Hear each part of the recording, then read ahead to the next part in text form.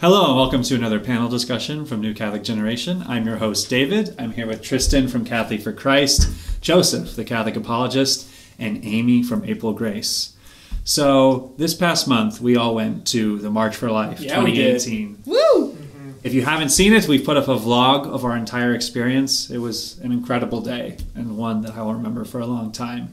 Now, how many years have all of you guys gone to the March? This was my second year. My first year was last year. This was my first time going to the March. It was an awesome experience. I'm really grateful that I was able to go, especially with these guys. Yeah, I believe it was my fourth or fifth year. I'm going to go with my fifth year, because I went, yeah, this is my third year with Franciscan. I did 2 years, so this was my fifth March.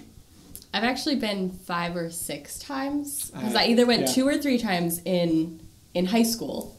And then I did one with my year of college, another one with my other college, and then this would have been either my 5th or 6th March, because I went with you guys. It was super awesome. Solid. In addition to the March for Life being an event that is representative of sort of the pro-life movement, it also is sort of the hub for a lot of discussion about the pro-life movement as a whole, and whether it's a good thing, whether it's a bad thing, whether it's a movement that's hypocritical, whether it's a movement that is consistent with itself. So we wanted to take this discussion after going to the March and after all of us experiencing it to talk about whether these arguments are valid, whether they have merits, whether they have clarifications that need to be said, and overall, whether the March for Life and the pro-life movement in general is a good thing. So one of the things that actually got brought up in the vlog as well is the discussion of what does a consistent pro-life ethic mean. Oftentimes, critics of the pro-life movement will say that pro-life advocates only care about the unborn. Aimee, what would you say to that? I know you had that prompted to you on Twitter. Yes.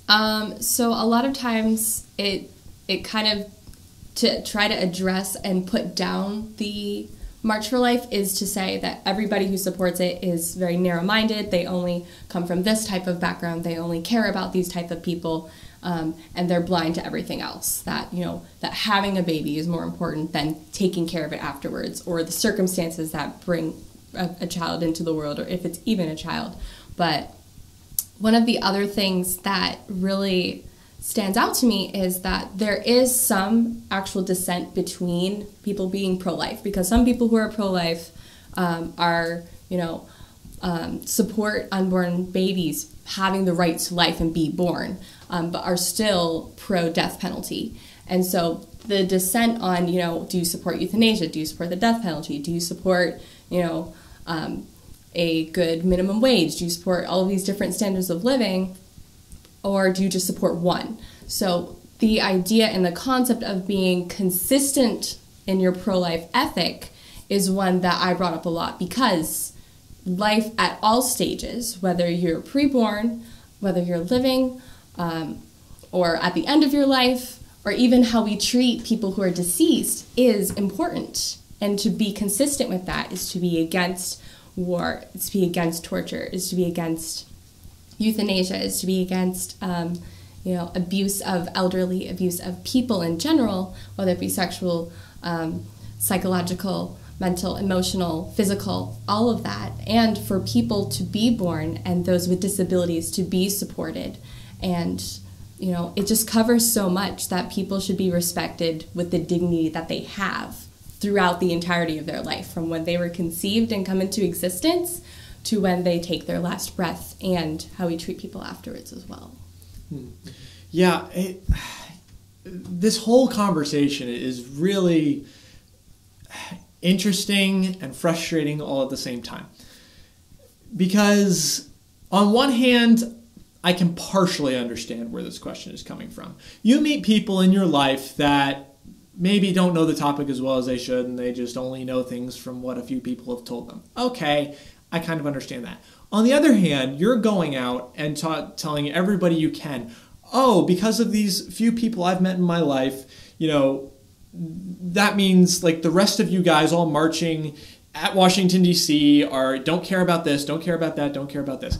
Coming from somebody who has been very involved in the pro-life movement from back at home, from going to the marches on a yearly basis, if you actually go and listen to what maybe a view opposite of yours has to say, That's never at all anything that we're saying. Ever. Ever. As a matter of fact, sometimes, hearing at these marches, at these rallies, we're often hearing, like what you were saying, from womb to tomb.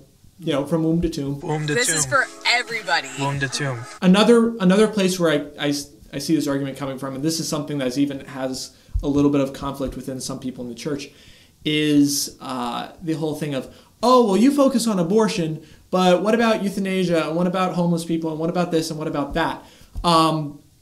And absolutely, there should be a certain amount of pro-life ethics that we should be consistent with. We can't not care about everything else.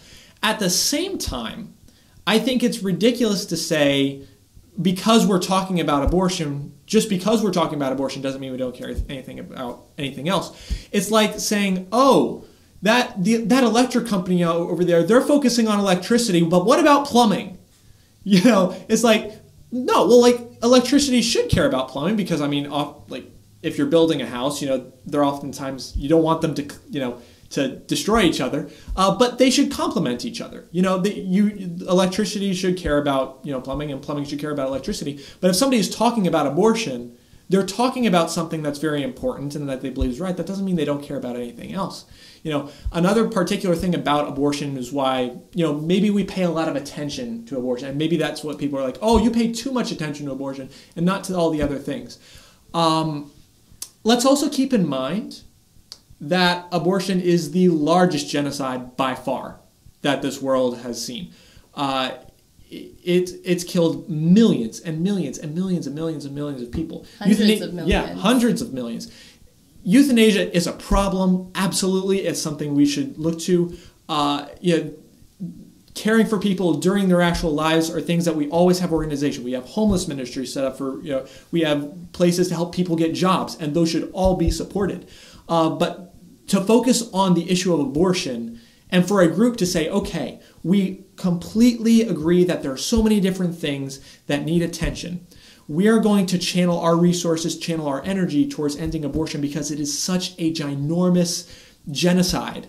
There's nothing wrong with that, and just because somebody is doing that doesn't mean that they should be accused of not caring about anything else unless they actually show they're not caring about anything else.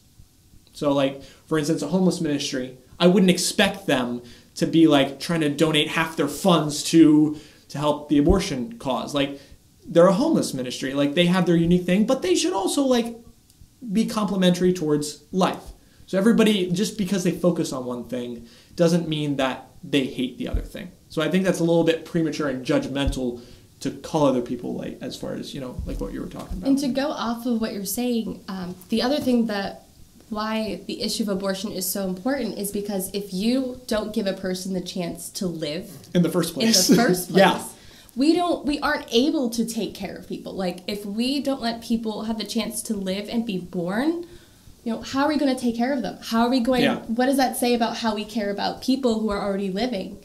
If we say that someone who hasn't even had a chance to be born and is still being formed, mm-hmm. and we don't let them get to their full human potential as people. Yeah, that's absolutely crucial. And I think that's another thing that a lot of people miss times is what we're trying to say is the abortion issue is bigger than the baby being killed. Obviously, that is a huge part of it, and that's where the main immorality comes from.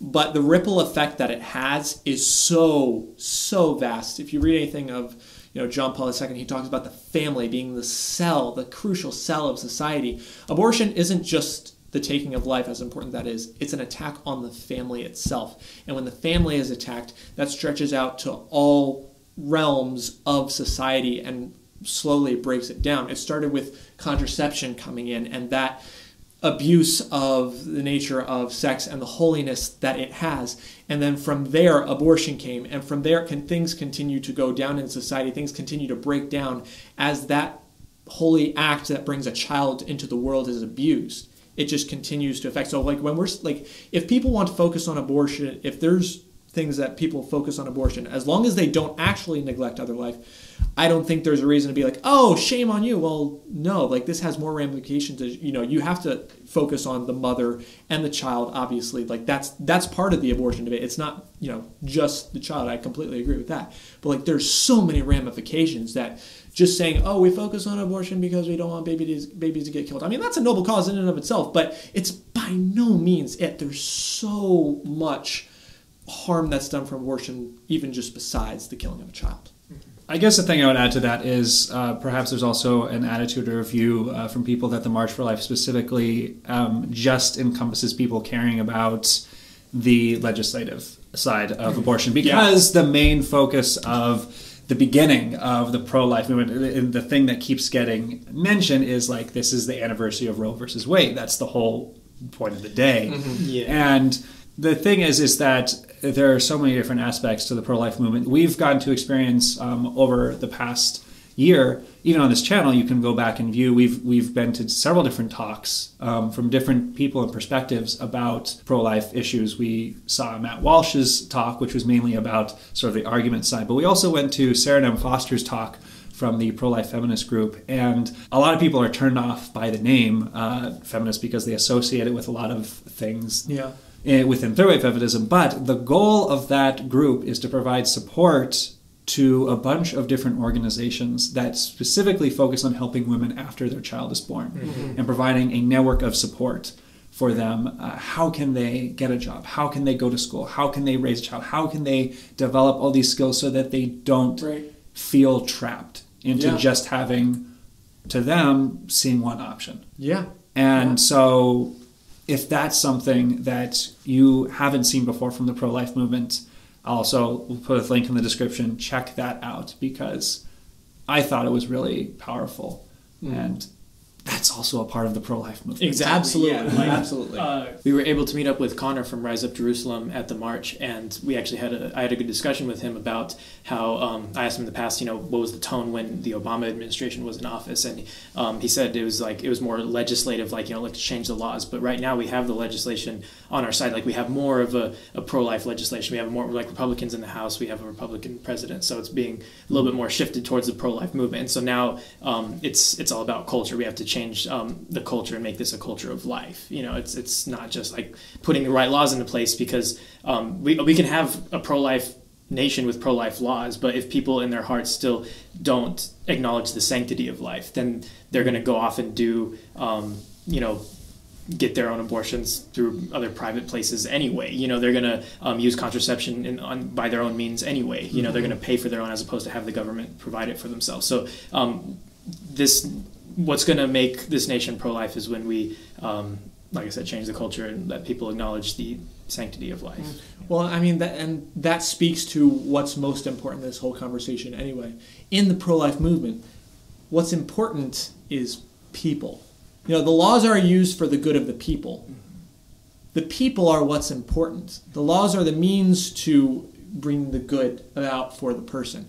So if our main goal is the law, well then, the law should serve the people, but there are people that disagree with the law. And in the end, especially as Catholics, what we care about most is the soul. Obviously the body and soul, but particularly salvation and for spiritual health and well-being. And that's something that abortion can hurt in a lot of different ways from the effect that it has on other people. If we don't focus on the heart of the issue more, if we don't focus on hey, I care about you and I want the best for you, then what's the point of the legislation? So this march in particular got a lot of attention because it was the first march to have a sitting president of the United States speak at it. Yes. We all got to see President Trump's speech in person, and some people don't think that was a good thing. Some people think it was, but there are a lot of differing opinions on Trump being there. So I guess, what was your guys' reaction to, or overall thoughts on him being there? Well, I guess I'll start in saying that I'm very thankful that we had a presidential presence that made himself present at the March for Life, and that he supports the cause and the issues that are surrounding it. My personal opinion about it is that he needs to be more consistent in his pro-life ethic. That the way that he has treated people in the past, the way that he addresses people currently in his administration, and there's a multitude of examples that I'm sure many of us can just think of off the top of our head, including like the treatment of women, how we talk about people from other countries and immigrants and such, just that it's about supporting people where they're at and helping them to live a life with a good standard of life and a good quality of life. It's not just about living, it's about having a good quality of life. You know, you have a means to provide for your family, you have a way to, you know, be productive in society in your own way. And it's not about taking jobs from somebody, it's about being able to contribute to the life that you live and to the people that you are in community with. So that's, I guess, my basic thoughts on that. Yeah, I haven't heard the arguments for why him specifically, like, talking just in general would be a bad thing. My original impression was I was grateful and a little bit surprised to hear that would be happening, especially before the elections. I was a little bit iffy on, you know, how pro-life he really was and how much he would actually do. In some ways, been surprised in a good way in that he's cut some funding, he's undone a few of the things that the Obama administration had done to support abortion. So, you know, grateful for those things, and, you know, I think him being the first president to talk to the March for Life was something that I don't think it was a bad thing at all. What I will say is that a big issue that I have had with Trump is it's been hard for me to trust him. It's been hard for me to trust him, especially pre-election when, you know, we did one of our first reaction videos was, you know, him talking about, like, this guy was trying to get out of him an answer for, like, talking about these moral issues, and he was kind of like, yeah, just kind of like a little flimsy on it. And even in the debates when the abortion topic came up with Hillary Clinton, I remember watching it, and he was just like, the only thing, like, he really ended up focusing on to drive his mentality of just like, this is wrong, or just be like, oh yeah, partial birth abortion. Like, if like a baby is like in the third trimester, then that, you know, that's just wrong. Well, yeah, it definitely is wrong. But as the pro-life movement itself, we care about far before then. And from what I understand from President Trump, he's not really too interested in focusing on life, like, say, in the first trimester. Even, I guess, since he hasn't talked about second trimester, it makes him think he's kind of iffy on that as well. So it's hard for me to trust him given his track record, given his flimsiness on talking about this issue. It's why I was happily surprised to hear him talk about it. At the same time, kind of like what you were saying during the actual march when we were talking, it at certain times, he said a lot of the right things. It seemed like a self-promotion type thing. So already not trusting him a lot, that made me weary. That made me like, okay, what are you trying to do? And then claiming he's the most pro-life president to ever, it's just like, okay, so let me get this straight. You're in the Republican office. You've undone some things Obama did, okay? Bush undid things that Clinton did. We need to see more. Yeah. We need to see more. And hopefully, and he has time to do more, so hopefully, yeah. Yeah, and in treating all people, not just exactly like especially women. Respect. Like one of you guys said, women is a big thing. Like his comments that were brought up from. Granted, again, they were from years ago. There's that whole scandal about about what he said and the voice recording. But yeah, it's like this is such a women's issue. Like they're the one who's pregnant. You know, like we can't like it is an issue of the family, obviously. But we. I feel like the people who say, you know, oh, you don't have a uterus, so you can't give an opinion. It's mostly because they feel that because men aren't the one pregnant, they shouldn't have the same say that a woman does. So we do need to show that respect towards women that we understand at least that it does affect them significantly more than men. Well, yeah, but actually, even for that reason, because it oftentimes affects women more than men, ends up being part of the reason why it is also not solely, but also an issue for men. Because why are women suffering so many times due to pregnancy because men abandon them. Sometimes it's weak men who either pressure them to getting an abortion or just leave because, oh, you got a baby? All right, I'm peacing, you know. This is also an issue of true masculinity and men not stepping up when they need to. Yeah. So men do need to be speaking out about saying, no, what those guys did is wrong. Exactly. And we need to teach them that this is not how you handle people, especially somebody that you have supposedly loved. That's not how you treat somebody. Yeah. So I really feel like this kind of a situation with men, it's like, is your love conditional? That you love her only until this point, till life gets hard, till, things get real, but your actions have resulted in a child that you don't want your life to change, because it is a life-changing event to be pregnant, to find out that you're going to have a child. And it's very scary, but does that mean that you should just run away? Like, honestly, and I really feel like it's very encouraging to me to see that you guys feel like that's wrong. That, you as men need to be responsible and to, this baby didn't just come out of nowhere. It's a complimentary act.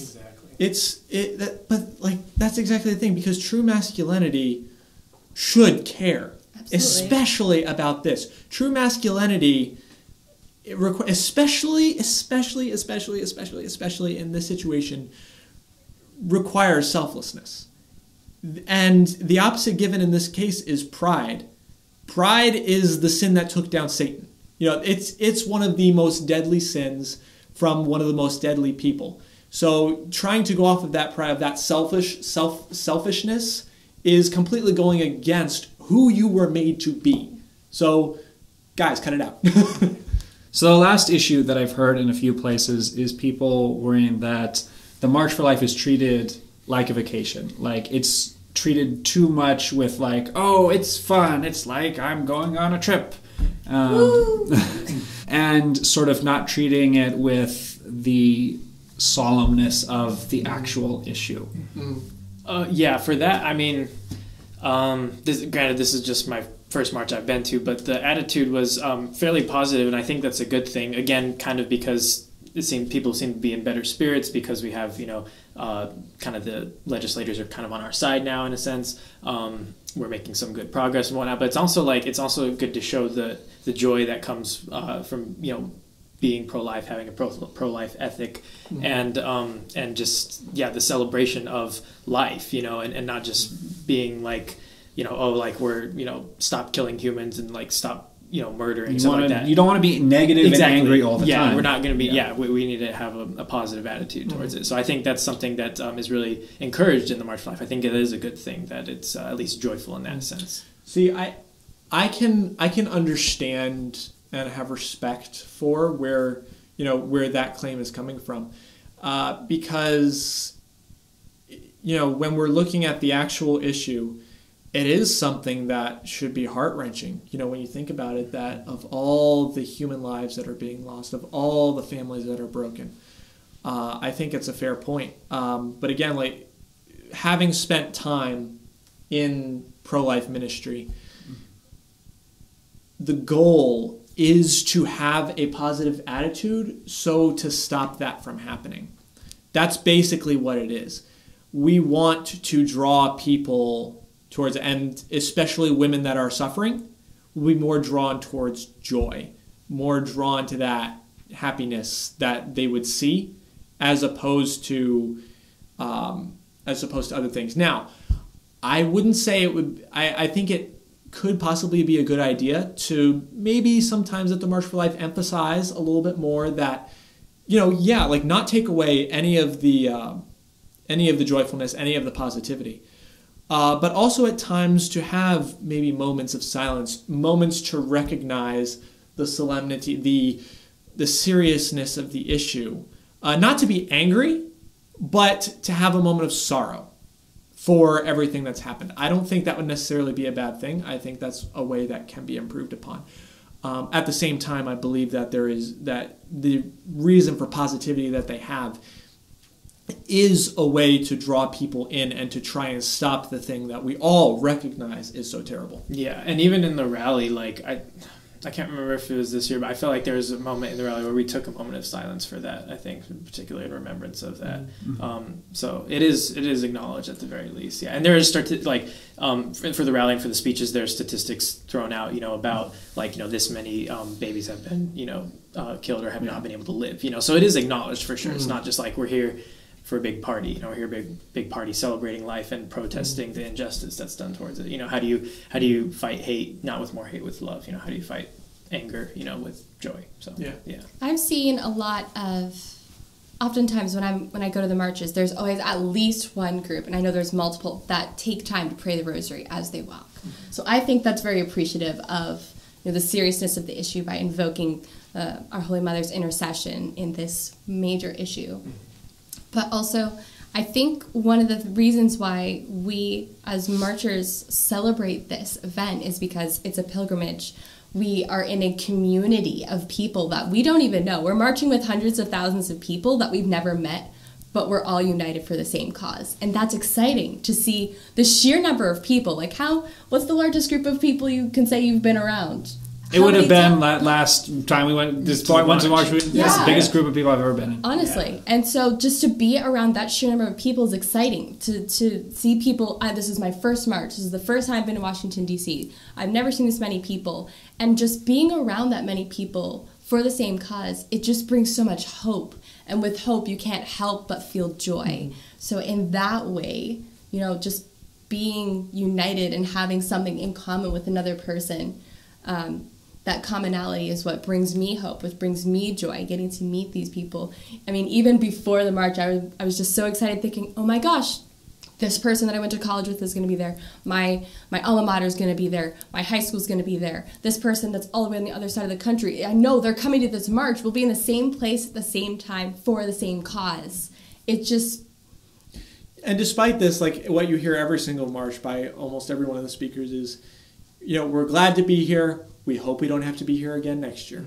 For real. Every single time. Exactly. And if anything, I feel like that there should be, I guess, something God willing, abortion is outlawed. We don't need a march, but we have a celebration for that triumph. So it's not it's no longer a march for protesting anything. It's all about the celebration for the culture of life winning in that way. Yeah, so the March for Life, the celebration for exactly. life. Yeah, I think that would be great. I think that's amazing, and it would just be So one of the ways that I was formed in my consistent pro-life ethic was there's a cool speaker named Aimee Murphy. We spell our names the same way, so it was really cool to be able to meet her.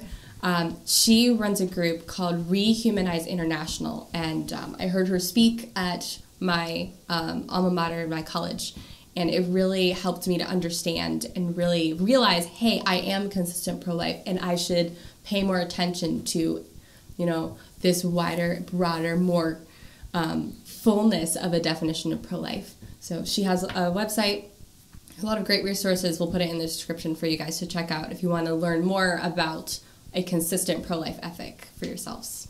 Yeah, I guess one last thing I would say about the attitude of feeling like the march is just considered a vacation by people. I'm sure there are people who consider it that way and perhaps view it a little bit too much in the way of fun. But I also have seen so many stories and experienced so many stories since I started going. And in fact, I used to have kind of a similar attitude to that where I just thought, the March for Life is just kind of like everybody goes and gets their photo op. But then a couple years ago, Joe actually, along with the rest of the Franciscan group going to the March for Life, many of them got stuck on a bus when there was a big snowfall and the buses were trapped in the middle of the freeway, and they were stuck for about 2 days, and they were not packed with supplies to last those days. No, we weren't. And we actually did a whole video about this on the channel where we interviewed a lot of people and got to hear what it was like being stuck on those buses, and there was a lot of shortage of resources. And when the small amount of resources that did arrive the bus captain or the leader was saying, basically we have a limited amount. If you really need it, take it. But if you don't, then, please, reserve it for people who really do. And literally everybody said that they're fine. Leave it for the people who need it. I was the bus captain on that, and we got a pizza for 50 people at 3 p.m. and it was just like, okay, like if you who really really needs something, and about like 9 people raised their hand. I was like, okay, sketchy, but we got a couple pizzas a few hours later. But the amount of pizza that I was able to give to everybody, it was such a small slice that half an hour later you were just as hungry again. So like 3-4 hours later we get 2 other pizzas, and I'm like, okay, who really needs something? And that's when nobody raised their hand. At this point, everybody, there are some people that pack snacks, so maybe not everybody, but at least half of everybody was hungry, and they still, that was... Well, the thing that struck me about that was you telling me that afterwards, it was quite an ordeal to come back. And then it was saying, like, would you go through that again? Would you even want to go next year to experience, to potentially go through that again? And everybody said, absolutely, 100%. In a heartbeat. Because it's the point. It's not about going for fun. It's not about going for la-di-da happy times. It's about going for the mission and the point. And if that's what you have to endure to go through it, then that's what you have to do. But you'll do it because it's about the ultimate point of the pro-life movement. Yeah. I don't know any better way to put it. That's absolutely true. Because it was rough at a lot of parts, but there was a lot of... And that was another point in the midst of, the difficult. Some buses had more food than others, but mine particularly were a little low in a lot of places. But we built fellowship and friendship amongst each other, and and prayed with each other. And there was such a positive attitude there in the midst of suffering, that an experience I'll never forget and never regret. Anyways, thank you so much for watching. We hope you'll see us in our next panel discussion. Have a good day and God bless. Bye, guys.